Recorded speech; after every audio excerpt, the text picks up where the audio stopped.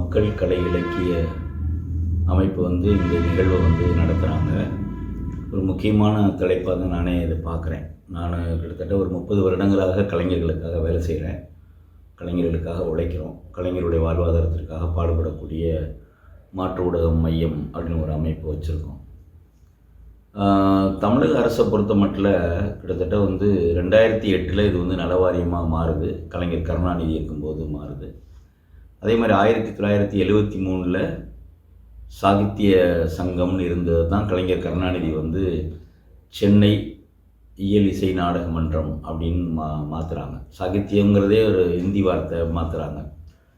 ஆனால் இயல் இசை நாடக மன்றம் 2 பகுதிகளாக நீங்கள் பார்க்கணும். கலை பண்பாட்டுத்துறை ஒரு பகுதியாகவும் இயலிசை நாடக மன்றத்தை ஒரு பகுதியாகவும் பார்க்கணும். இயலிசை நாடக மன்றத்தை தலைமை ஏற்று நடத்துறதுன்னா கலை பண்பாட்டுத்துறையினுடைய இயக்குனர் தான் அதை தலைமை ஏற்று நடத்துவார். இப்போ எஸ்ஆர் காந்தின்னு ஒருத்தவங்க அது இருக்கிறாங்க. ஆனால் இயலிசை நாடக மன்றத்தை பொறுத்த மட்டும் மெம்பர் செக்ரட்டரின்னு சொல்லக்கூடிய செயலாளர் ஒருத்தரை தேர்ந்தெடுப்பாங்க ஒரு 3 வருஷத்துக்கு. அதே மாதிரி தலைவர் ஒருத்தரை தேர்ந்தெடுப்பாங்க. போன அதிமுக அரசாங்கத்தில் ஒரு 10 வருஷம் இருந்தாங்கன்னு வச்சுக்கோங்களேன். அதில் ஒரு அமைச்சர் வந்தாங்க. முதல்ல வைகை செல்வன் ஒருத்தர் இருந்தார்.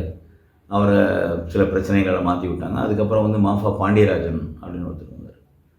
அப்போ மாஃபா பாண்டியராஜன் இருக்கிற காலகட்டங்களில் இருந்து சோமசுந்தரம் ஒருத்தரை நியமிக்கிறாங்க. அவர் என்ன அப்படின்னா ஒரு சாதாரணமான ஆள் தான். சும்மா ஒரு கல்லூரி மாணவராக இருந்து வந்தவர். அவரை என்ன பண்ணுறாரு, இந்த இயலிசை நாடக மன்றத்தில் 24 மணி நேரமும் இருப்பார். அவர் யாருன்னா ஒரு இடைத்தரகர். அவர் ஒரு சங்கத்தை பதிவு பண்ணி வச்சுக்கிட்டு அவர் சங்கத்தை தவிர வேறு எந்த சங்கங்களும் அதுக்குள்ளே போக முடியாது.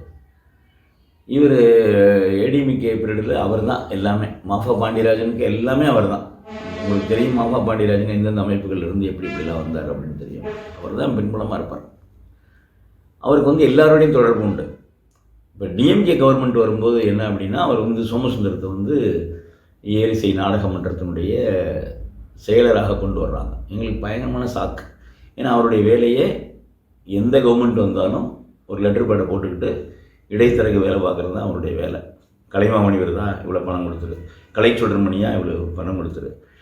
இங்கே இருக்கக்கூடிய தென்னக பண்பாட்டு மையம் அவருடைய பொறுப்பில் தான் இருந்துச்சுன்னே சொல்லலாம். இங்கே சவுத் ஜோன் கல்ச்சுரல் சென்டர்னு இங்கே தமிழ்நாட்டில், அதுவும் குறிப்பாக தஞ்சாவூரில் இருக்குது. அதில் இருக்கக்கூடிய பாலசுப்ரமணியன் ஒருத்தர், இவரெல்லாம் அவருடைய கைக்குள்ளே தான் இருந்தாங்க. பாலசுப்ரமணியம் இருக்கும்போதே ஒரு பெரிய ஆர்எஸ்எஸ்னுடைய கூடாரமாக தான் அவர் வச்சுருந்தார். அவர் இங்கே சங்கராச்சாரியெல்லாம் கூப்பிட்டு ஒரு பூஜையெல்லாம் நடத்தியிருக்கிறார் இங்கே தென்னக பண்பாட்டு மையத்தில். அதுக்கு கூட நீங்கினவர் தான் சோமசுந்தரம். திடீர்னு பார்த்தா கலைஞரனை பாராட்டினார்னு ஒரு சர்டிஃபிகேட்டை கொண்டு காட்டுவார். அப்புறம் திடீர்னு பார்த்தீங்கன்னா மாஃபா பாண்டியராஜன் வீட்டிலே இருப்பார். போன எலெக்ஷனில் மாஃபா பாண்டியராஜனுக்கு வேலை செஞ்சு ஒரு 10,000 கலைஞர்கள் என் கூட இருக்காங்கன்னு சொல்லி அவரே ஏமாத்தினவர். அப்படி வச்சுக்கங்க, அப்படி ஆள் தான் அவர். இப்படிப்பட்ட ஒரு ஆளை திமுக கவர்மெண்ட் வரும்போது சந்திரசேகர் தலைவராக வர்றாரு. சந்திரசேகருக்கும் அவருக்கும் ஏற்கனவே சந்திரசேகர் திமுக ஆட்சியில் கலைப்பண்பாட்டுத்துறையினுடைய பொறுப்பில் இருந்தவர். அந்த இயலிசை நாடக மன்றத்தினுடைய பொறுப்பில் இருக்கும்போது அவர் இருக்கும்போதே கொஞ்சம் பணங்களை வாங்கி கொடுக்குற வேலைகளை பண்ணவர். அதனால் ஏடிஎம்கே ஆட்சி போய் டிஎம்கே ஆட்சி வரும்போது இவரையே செக்ரட்டரியாக நியமிக்கிறாங்க, அந்த சோமசுந்தரத்தை. இப்போ சோமசுந்தரம் ஏடிஎம்கேக்கு வேலை செய்கிறவர், பிஜேபிக்கு சப்போர்ட்டாக இருப்பார்.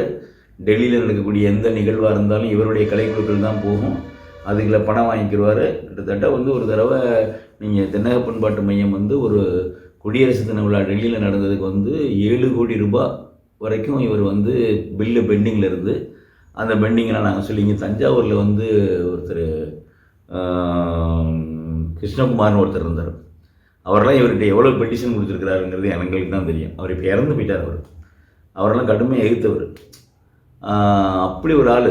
அந்த ஆளையே கொண்டு நியமிக்கிறாங்க. அப்புறம் நாங்கள் என்ன பண்ணோம், இவர் இருந்தார்னா பெரிய ஆபத்து அப்படின்னு சொல்லி தான் இவரை தூக்குறதுக்கு கிட்டத்தட்ட ஒரு 600-700 பேரை திரட்டி, மாற்று ஊடக மையம் மற்ற கலை அமைப்புகள் எல்லாத்தையுமே திரட்டி அவரை செக்ரட்டரியிலேருந்து தூக்கணும். திமுக கவர்மெண்ட் கொண்டு வந்த இயலிசை நாடக மன்றத்தினுடைய உறுப்பினர் செயலராக இவரை தூக்குனதுக்கு நாங்கள் கொடுத்த பாயிண்ட்டு, கலைஞர்களை ஏமாற்றுறாரு, கலைஞர்களுக்கு கைவிட்டு வாங்குறாரு, விருதுகளுக்கு கைவிட்டு வாங்குறாரு, சென்ற அதிமுக அமைச்சரோடு நெருங்கிய தொடர்பு இருக்கிறவர், தருமபுரியில் இருக்கக்கூடிய ஒரு பிஜேபி டீமோட இவருக்கு இருந்த உறவுகளை படங்களோட நியமித்து கொண்டு போய் ப்ரூவ் பண்ணி தான் அவரை தூக்கணும்.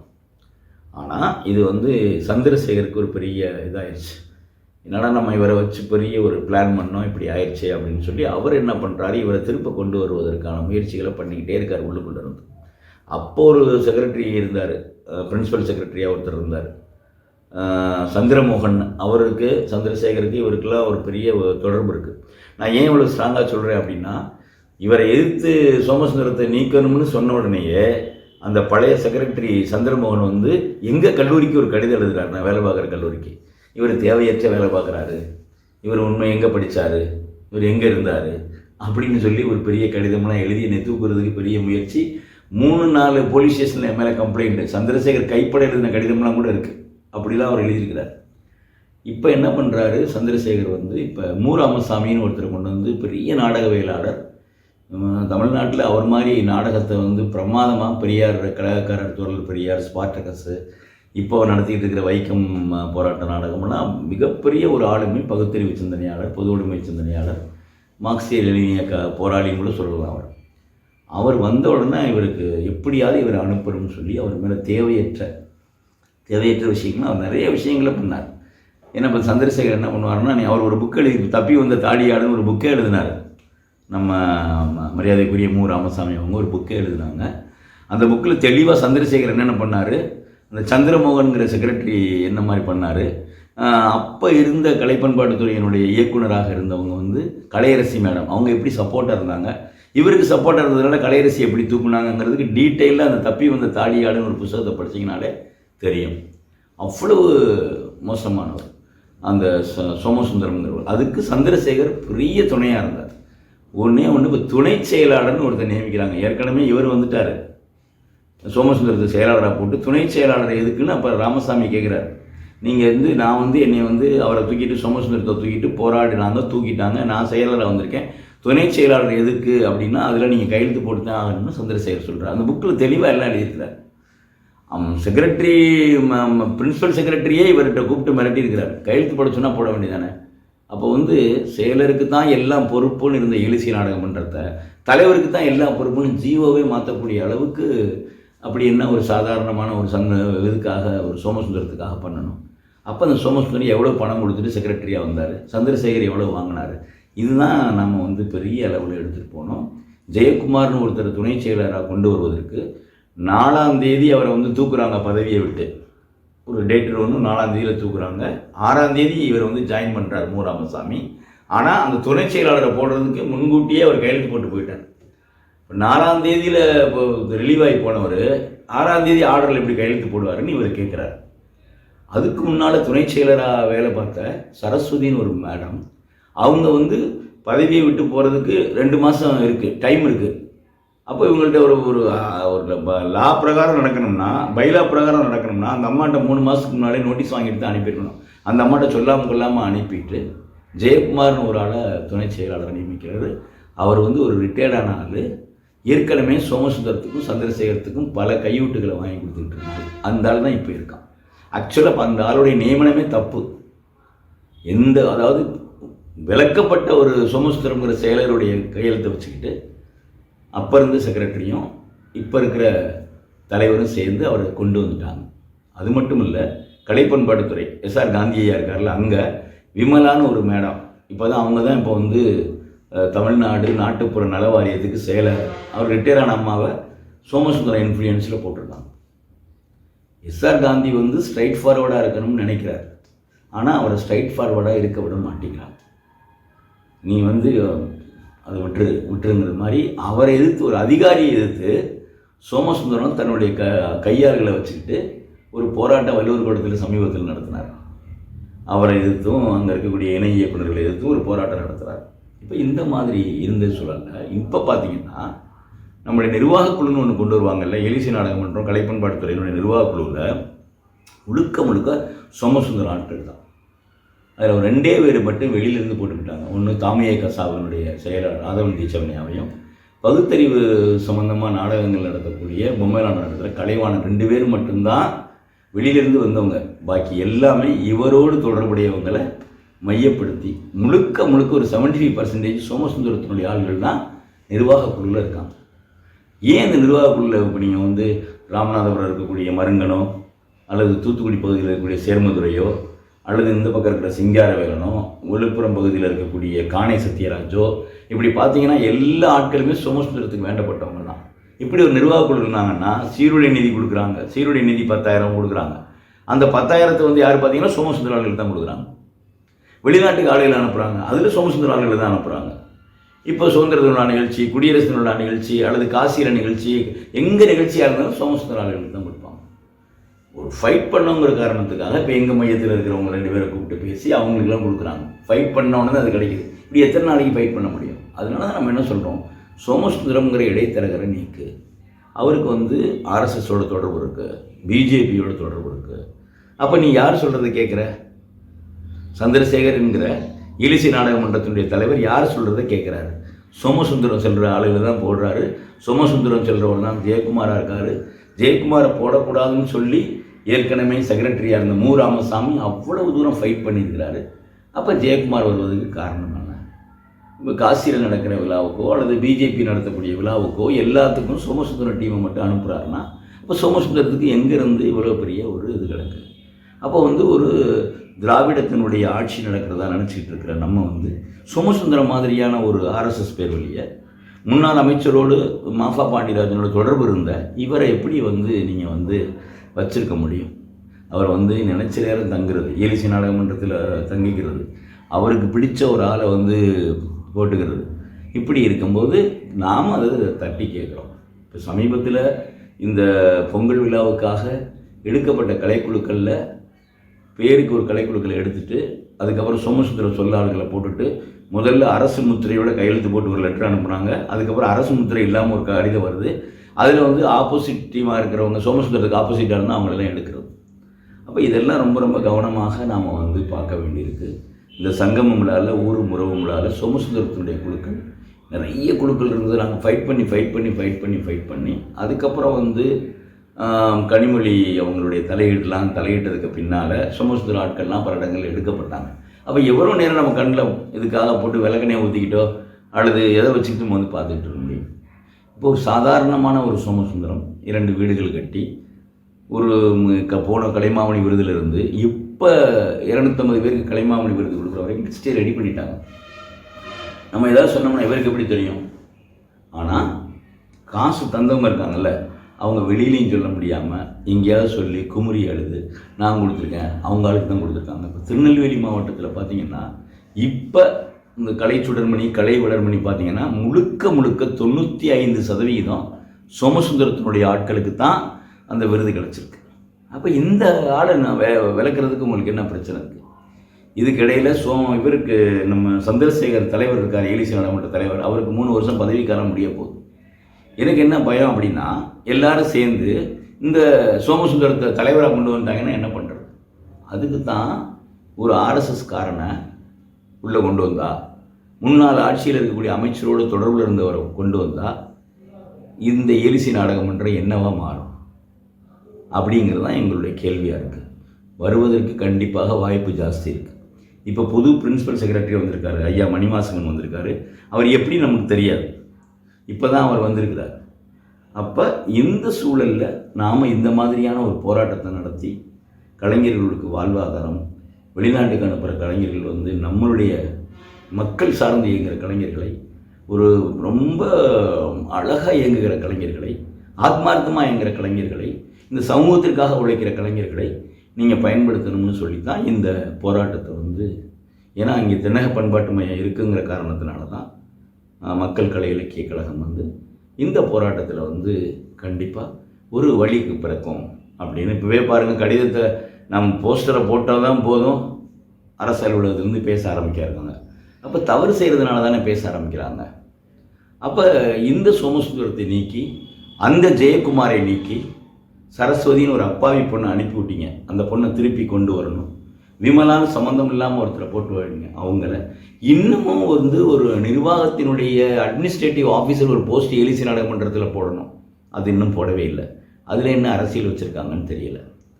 அப்போ சந்திரசேகர் செய்த முறைகேடுகளை எல்லாமே மு ராமசாமி கேட்டார். அவர் பெட்ரோல் போட்டதா பில்லுகளை வச்சது. அவர் 10,000 ரூபாய் அவர் இருக்கும்போது, சோமசுந்தரம் இருக்கும்போது ஒரு ஆளை பயன்படுத்தி அவருக்கு 10,000 ரூபா சம்பளம் போட்டது.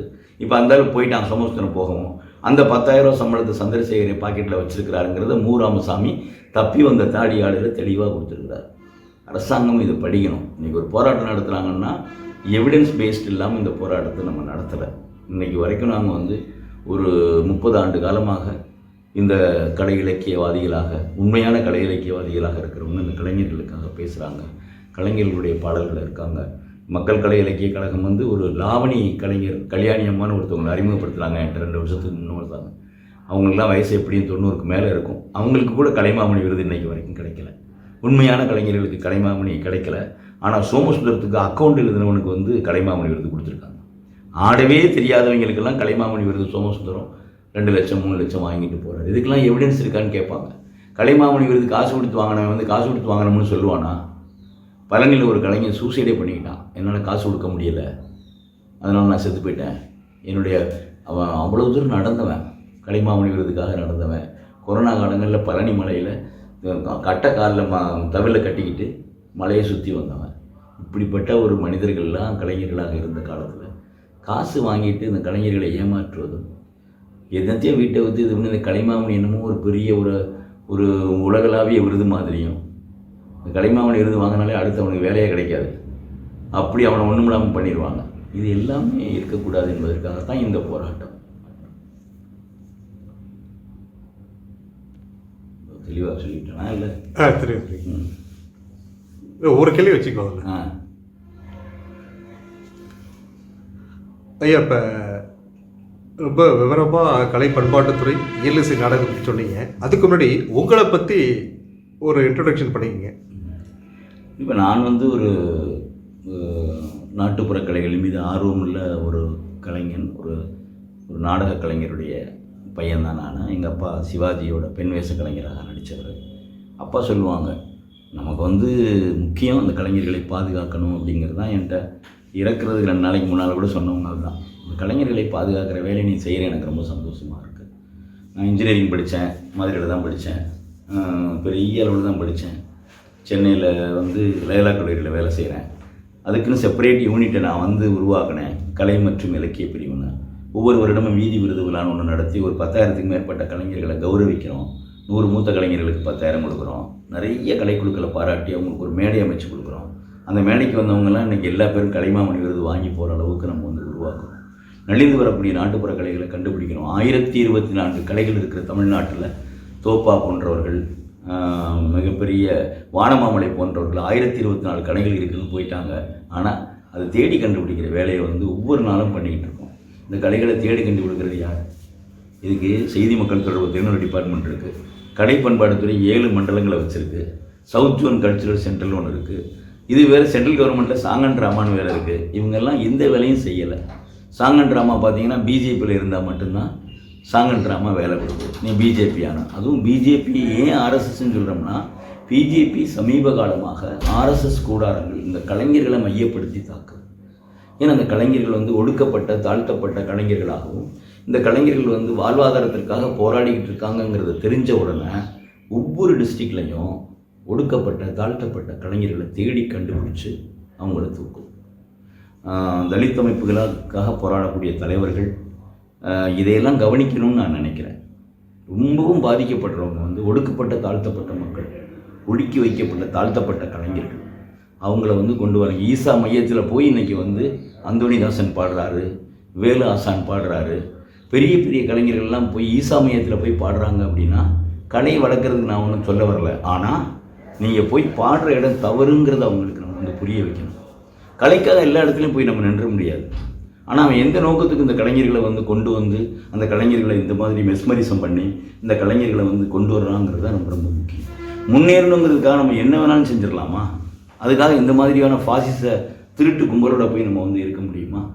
அப்போ நம்முடைய கலையும் கலாச்சாரமும் என்ன ஆகிறது? எந்த மக்களுடைய கலாச்சாரத்தையும் கலையையும் நாம் ஆய்வுக்குட்படுத்தி அதை மிகப்பெரிய அளவில் சமூக விழிப்புணர்வு உள்ள புரட்சிகர அமைப்புக்காக பயன்படுத்தின இந்த கலைஞர்களுடைய பாடல்கள் ஆடல்கள் எல்லாமே இன்றைக்கி பிஜேபியினுடைய மோடியை பாராட்டுவதற்கும் பிஜேபியினுடைய கொள்கைகளை பாராட்டுவதற்கும் பயன்படலாமா? திராவிட இயக்கத்து பாடுற பாடல்கள்ங்கிறது தந்தை பெரியாரோடு இருக்கும். கம்யூனிஸ்ட் இயக்கங்கள் பாடுவதுங்கிறது வந்து கார்ல் மார்க்ஸை தூக்கி பிடிக்கிறதாக இருக்கும். தலித்திய போராளிகளுடைய பாடல்ங்கிறது அம்பேத்கருடைய கொள்கைகளை தருவதாக இருக்கும். மோடியை பாடுறீங்களே, எதுக்காக பாடணும்? பாசிசத்தை பாடுகிறீங்களே. ராமர் வந்து உங்களுக்கு சோறு போட போகிறாரா? அப்போ இந்த காவி கும்பல்கள், பாசிச கும்பல்கள் கலைஞர்களை குறிவைத்து தாக்குகிறது. மதுரையில் ஒரு டீம் வந்து காவி கொடியில் கலைஞர்களுக்கான ஒரு கட்சியை ஆரம்பிக்கிறானுங்க. சம்பந்தமே இல்லாமல் ஆரம்பிக்கிறானுங்க. இப்படிலாம்ன்றாங்க. நீங்கள் வாங்க, உங்கள்கிட்ட 40,000 50,000 கலைஞர்கள் இருக்காங்க. கடந்த 11 வருஷமாக கலைஞர்களை திரட்டி அவங்களுக்காக வாழ்வாதாரம் அளிக்கிறீங்க. அந்த கட்சிக்கு நீங்கள் தான் தலைமை தாங்கணும்னு என்னைய கூப்பிட்றேன் ஒருத்தன். இப்படி பல கலைஞர்களை கொண்டு போயிட்டாங்க. மிகச்சிறந்த கலைஞர்களை எல்லாம் அப்படியே காவி வர்ணம் அடித்து, வள்ளுவருக்கு மட்டும் ஒரு காவி வர்ணம் அடிக்கலை, நாட்டுப்புற கலைஞர்களுக்கும் அடித்து கொண்டு போயிட்டுருக்கான். இந்த பேராபத்தை நாம் வந்து பார்க்கணும். ஏன்னா கலை வீரியமானது. ஒவ்வொரு இயக்கமும் கலையின் வழியாகத்தான் வளர்ந்துருக்கு. அப்போ அவன் கலைஞர்களை தாக்குறான். இந்த காயத்ரி ரகுராமன் ஒரு அம்மா பிஜேபியில் இருந்துச்சு, கேள்விப்பட்டிருப்பீங்க நீங்கள். பெரிய பெரிய பிரச்சனைகளுக்கெல்லாம் உள்ளாச்சு. அந்த அம்மா தலைமையில் ஒரு 150 கலைக்குழுக்களை ஒன்று திரட்டி அதுக்கு ஒரு சில பேரை மையப்படுத்தி அதில் உங்களுக்கு அதை செய்கிறேன் இதை செய்கிறேன்னு சொல்லி இன்றைக்கி அப்படி ஒரு பக்கம் போயிட்டுருக்காங்க. நல்ல வேலை அந்த அம்மா அது வந்துட்டு போய் ஏடிஎம்கேல சேர்ந்துருச்சு போல. அந்த குளத்தில் ஒரு மட்டை தான் இந்த மட்டையும், இந்த 2 மட்டையும் சேர்ந்துச்சுன்னா என்ன ஆகுதுன்னு பாருங்கள். கலைஞர்களை நாசப்படுத்துவதும், கலைஞர்களை கொச்சைப்படுத்துவதும், கலைஞர்களை அவமானப்படுத்துவதும், நீ செலக்ட்னு சொல்லி உன்ட்ட பணத்தை வாங்குறதும், ஏமாற்றுவதும், விருதுகளுக்கெல்லாம் பணம் வாங்குவதும், இந்த சோமசுந்தரம் போன்ற இடைத்தரகர்களோடு இன்னும் ஒரு 10 இடைத்தரகர் இப்போ புதுசாக நிர்வாக குழுவில் சேர்ந்துருக்கான். இது ரொம்ப ரொம்ப முக்கியம். நாங்கள் ஒரு வீதி விருதுகளை நடத்தோம்னா ஒரு ரிசிப்ட் புக்கு போட்டு வசூல் பண்ணி அந்த வசூல் பண்ணுற காசை வச்சு தான் அந்த வீதி விருதுலாம் நடத்துகிறோம். லயோலா கல்லூரி அவ்வளோ பெரிய இடத்த கொடுக்குது. ஆனால் இவனுங்க விருது வாங்கணுமா இவ்வளோ காசு கொண்டா. ஒரு சின்ன ஸ்லிப் எனக்கு ஒருத்தன் பணம் அனுப்புகிறாங்க. எங்கள் மாவட்ட ஒருங்கிணைப்பாளர்கள் ரிசிப்டில் வசூல் பண்ண காசை என்னுடைய இதுக்கு அனுப்புகிறான். அந்த ரிசிப்டை எடுத்து கொண்டு போய் புதிய தலைமுறைக்கு பேட்டி கொடுக்குறாரு சந்திரசேகர். இப்போ எப்படி இருக்குன்னு பாருங்கள். ஒரு சாதாரணமான ஆள் தான் நான், ஒரு பேராசிரியர் தான். என்னை பற்றி ஒரு 40 பக்கம் கடிதத்தை எதுக்கு என்னுடைய கல்லூரிக்கு எழுதணும்? அவ்வளவு ஒரு இந்த சமூகத்திற்கு யாரெல்லாம் நல்லது செய்யணும்னு நினைக்கிறாங்களோ அவங்களை அழிக்க நினைக்கக்கூடிய பாசிச கொள்கைகளை வந்து இந்த மாதிரியான ஆளுகள், சோமசுந்தரம் மாதிரியான பாசிஸ்டுகளை வைத்து பண்ணிகிட்டு இருக்காங்க. இதை தவறுங்கிறது தான் நம்முடைய கருத்து.